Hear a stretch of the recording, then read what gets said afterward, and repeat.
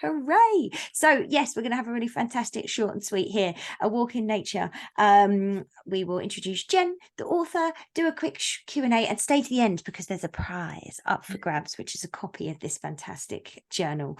Zoom 101, if you have any questions for Jen, you can pop them in the chat. Ian and I will work to gather them like busy squirrels and pose them to Jen so you don't have to feel stressed.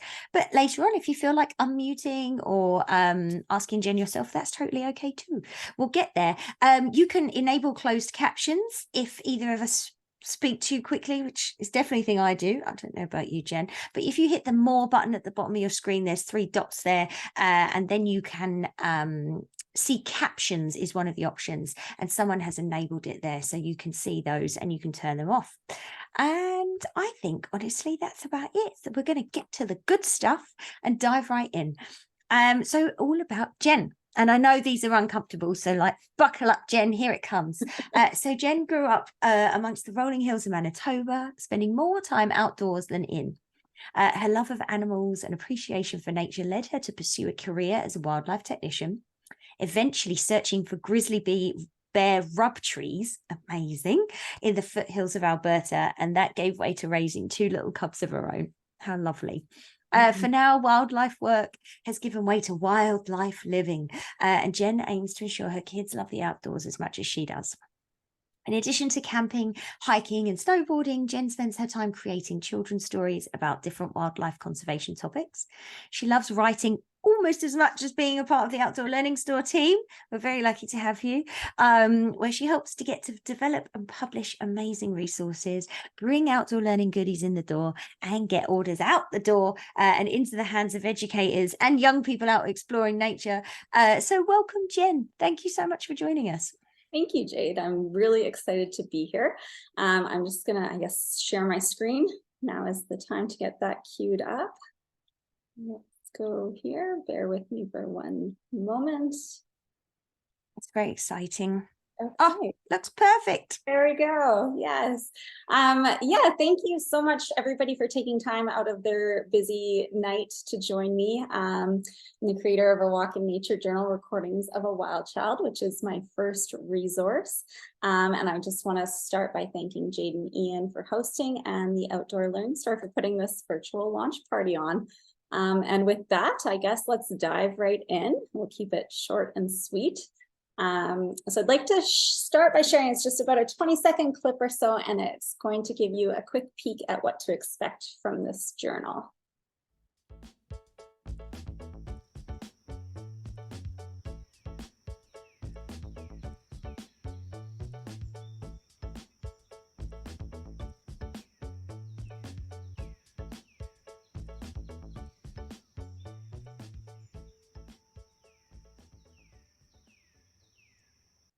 Okay, so we'll get to the meat and bones of it in a little bit here, but I just wanted to touch on the few pages at the start. So you'll see there was a supply list. So if you're not sure what to bring with you, there's some tips on what to pack ahead of time to go out.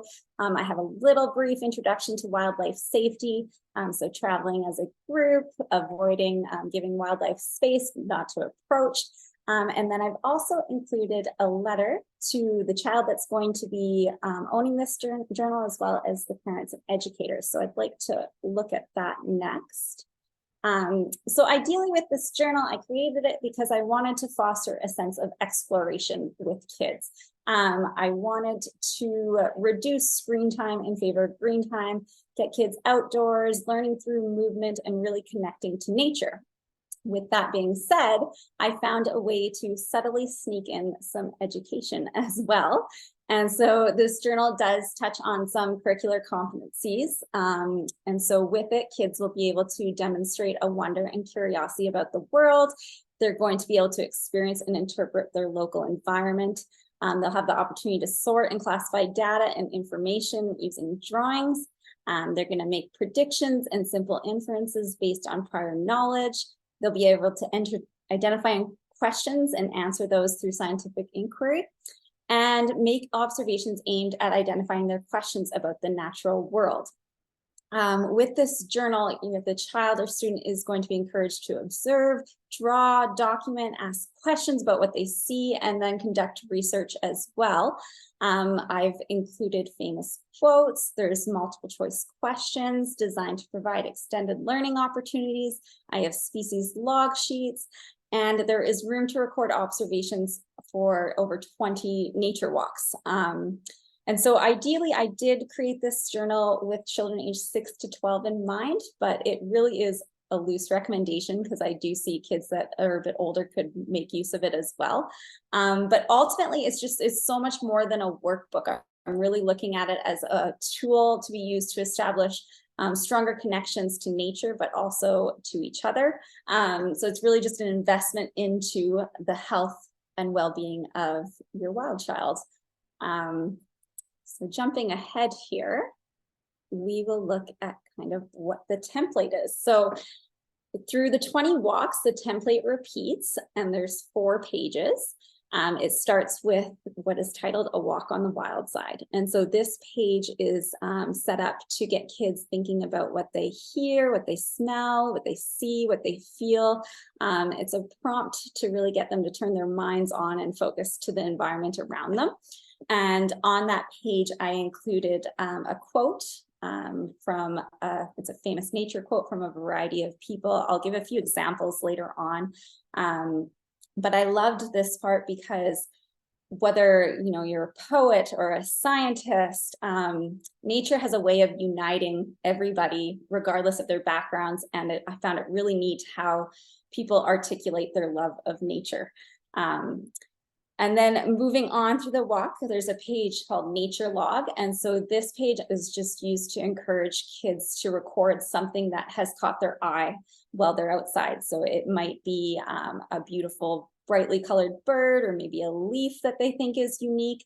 And this page just gives them the opportunity to be creative. There's really no bounds to what they can draw. And I used a quote on this page, or parts of it, from Alice Walker, who is a poet, and she's written some short stories. And she says, "In nature, nothing is perfect and everything is perfect." And I thought that was a good reminder to kids that there's no mistakes. Just draw what their heart is telling them and go wild. And then the next page there is field notes. And so that is just giving kids an opportunity to record their observations from the nature walk. I included a multiple choice question on this page to really get them thinking about the environment around them. And this particular example, the multiple choice question is, the oldest tree species in the world is the bristlecone pine, with the oldest believed to be A, 100 years, B, 500 years, C, 1,000 years, or D, 5,000 years. So if you think you know the answer, you can put it in the notes there in the messages. And if not, the answer is actually located on the next page, which is, sorry, I can't see because the screens are in the way, but it's titled That's a Wild Story. And so this page gives kids the opportunity to create their own stories that revolve around what they experienced on the walk. And for those that maybe aren't as creative, I've included a writing prompt there that ties back to the multiple choice question. So it's just an opportunity to further that extended learning. And you can see the answer to the multiple choice question is tucked up there underneath the girl with the magnifying glass. Yeah. And so that's basically the premise of the walk. Halfway through, there are some species observation log sheets as well, so you can record your observations. There's some additional field note pages tucked in there as well, in case you run out of space. And I thought at this point I'd just share some more quotes that I really liked that I included. One is from Robin Wall Kimmerer. And she is a botanist who wrote Braiding Sweetgrass. This one is, I don't know if you can see, Braiding Sweetgrass for Young Adults.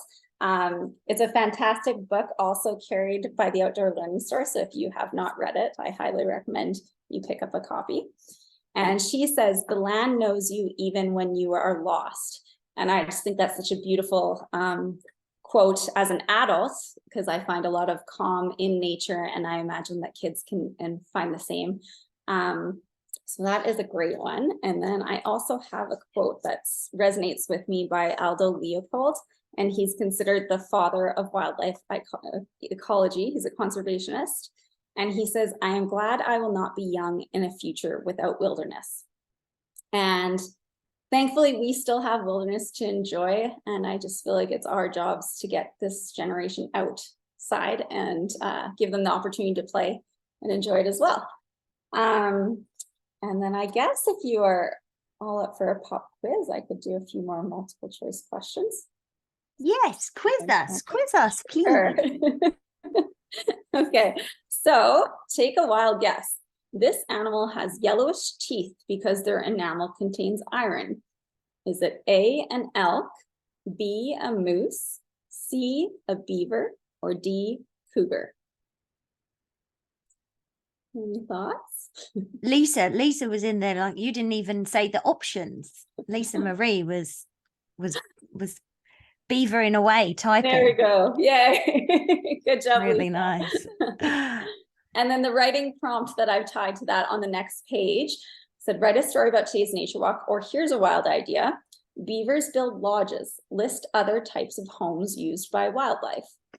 And so just trying to provide that opportunity to take their learning a little bit further, whether they maybe go home and look it up after, or if they're working in groups, they can kind of bounce ideas off of each other as well. And then another example for a multiple choice question, I said, which is not an amphibian? Is it A, a Great Plains toad, B, a blue spotted salamander, or C, painted turtle, or D, rough-skinned newt? Do you have any guesses?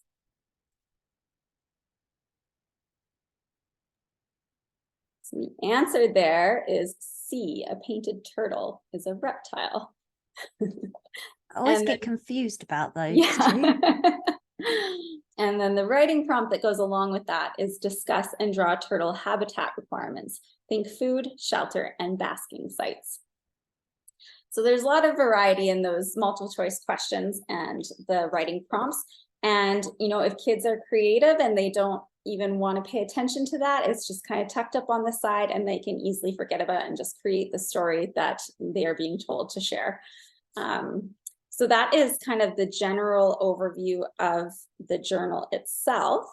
My why for creating it, saving the endangered wild child. So that's maybe a little bit dramatic. But I do know there is a huge uptick in screen usage and the use of technology. I see it myself with my 8-year-old daughter. Getting her outdoors at times is like pulling teeth, and that is so hard for me. As I grew up in the outdoors, my parents could hardly get me to come inside for supper at times. So being that she's very creative, I thought that this would really resonate with her and encourage her to join me on my nature walks. And then also there's the whole idea of paying it forward. So my dad is a lifelong conservationist. He's a past president of the Canadian Wildlife Federation. My mom was involved in becoming an outdoorswoman, which was a group through the Manitoba Wildlife Federation. They encouraged camping and hunting, and we were always outside as a family enjoying nature together. And so they've passed along stewardship principles that help protect the environment, and I'm really hoping that I can do that as well with this future generation. So those are my whys for creating it. And then I have some future stuff in the works as well. So I'm launching spring of this year. I am releasing a chapter book for children aged 7 to 10. It's called Ruby and Lilu, The Case of the Campground Ghost. So there's definitely a camping theme, a little bit of mystery element, a lot of humor infused with this. And I've also created a novel study that goes hand in hand with it to, again, provide those extended learning opportunities. So stay tuned for that. And if you would like to visit me or connect with me, I can be found at wildchildliteracy.com. Yeah, and that is all I have. That's wonderful, Jen. I am very excited. And I like, honestly, that I'm guessing Ruby is the girl and Lilu's the pup. Is Yes. that right? Yeah. Ruby looks a little bit like me. So I'm like, Yeah. I got to read it. I feel Yes. instant kinship. This is so exciting. Thank you so much. Thank For you. sharing. I wonder if anybody does have any questions or ideas that they might have. One of mine is for what age range do you really see this A Walk in Nature being a really valuable resource? Yeah, so I created it with the idea of children aged 6 to 12. So quite a spread, but I do think that it could extend beyond that, even a little bit earlier, into the later years. Some of the writing prompts do go a little bit more into detail. I have one that encourages kids to learn about the reintroduction of wolves into Yellowstone National Park and how that doing that changed the flow of the rivers. So yeah, I think there's a good spread of ages that could definitely make use of this. And maybe an amazing resource if you've got kids of different ages, right? And they To can work just sort of together. adapt it. Yeah. So one can be doing a simpler version and one person can really be engaged with all of those excellent prompts. That's Definitely. fantastic. Lisa Marie asked, are the adventures based on your own daughter? So some of them are. At the very start, she definitely was my my pilot student with them. And yeah, we actually just recently went to go get our Christmas tree this past weekend, and we took this out in the field with us and gave it a little test. And even though there's snow on the ground, we made the most of it, and she had a lot of fun with it. That's fantastic. Child tested. There we go. Yes. Does anybody else have anything they'd love to ask while we have Jen on the line? I know it can be nerve-wracking sometimes to get in there. Well, fantastic. Of course. What was your website again, Jen, if they want to get in touch with you? www.wildchildliteracy.com. Wild Child Literacy. So if you do have any questions come up or as we get there. Oh, Lisa Marie asks, is there a bulk rate if you buy a class set? You know what? I've been playing around with that idea. That's something that we will have to develop, because I think that is an excellent idea for teachers to use with their class. Now we do have that 5% discount code. I've just popped it in the chat again for you. So if you do order it, or you can reach out as well to info@outdoorlearningstore.com, and maybe we can see what we can arrange there if there's something. How fantastic. Well, I just want to say we were having a little sneak preview when you were getting this all ready to go. And I think when I spend time with children, I've been doing a little bit of work here with this sort of play continuum of from like completely unstructured into very sort of focused led activities. And where I genuinely see that the most interaction, the most positive feedback, response, opportunities to dive in and expand learning is when there's these sort of like inquiry opportunities where there's a bit of structure, something to hold on to, clip to a clipboard, a bit of focus, but then also that opportunity to just go with it where it feels right. Exactly. And so I just have to say that it's, for me, this is a resource I'll definitely be using with my kids out when I'm out in the field. Thank you. Okie dokie. Right. We should do a little prize, shall we? Because it's kind of involved, actually. So you might have to get your thinking caps on, everyone. I know, sorry. And Lisa Marie, I know you've already answered a question very, very correctly. Maybe just for that, we can send you a $25 gift card to the Outdoor Learning Store. I feel like you deserve that for the support that you gave. So I'll send you an email of one of those.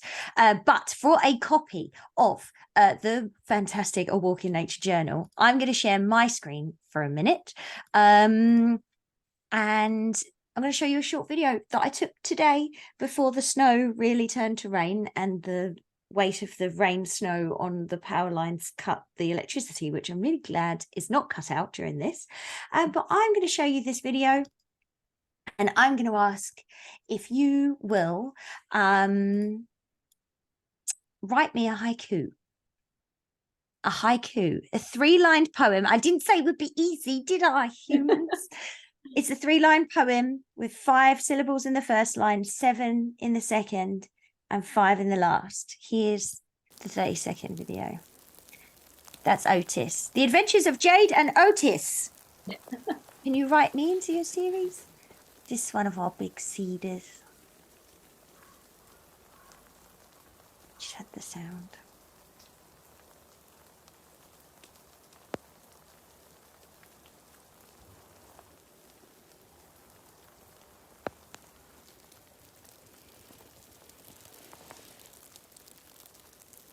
Dizziness inducing.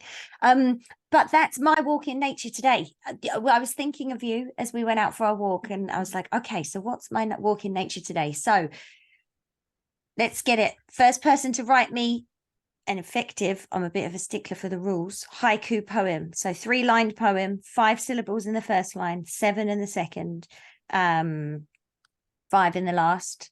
To make that easier, I have an image.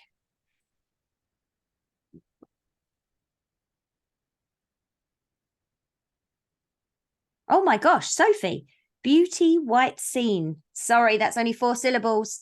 Have a go. Got to go back to it. I know, Sophie, I'm sorry, I'm a stickler. Jade and, oh, I love snow. Oh.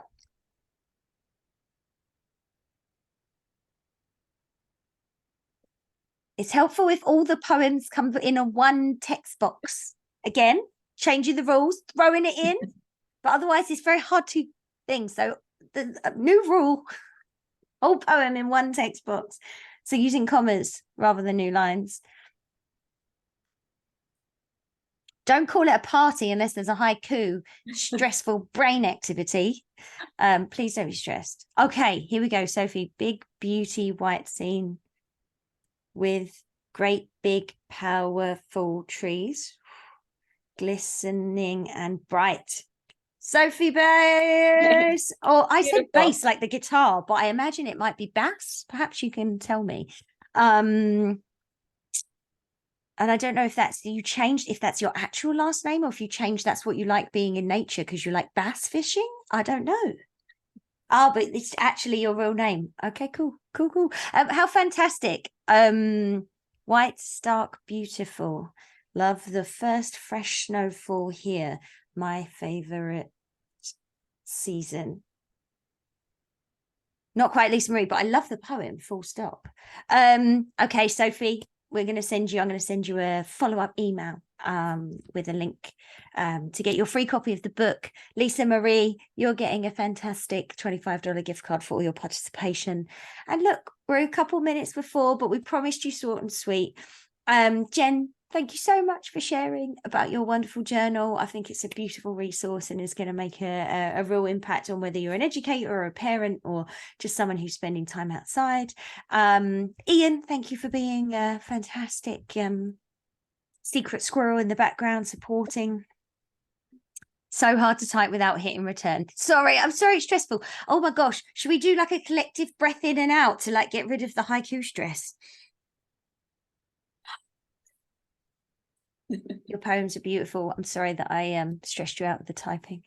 It's really lovely to meet you all. Thank you for being here, and we'll wish you a wonderful evening. Hope the party continues on in whatever you're doing next, whether it's a dinner party or a sleeping party, or getting off the screen. It's wonderful to have you here.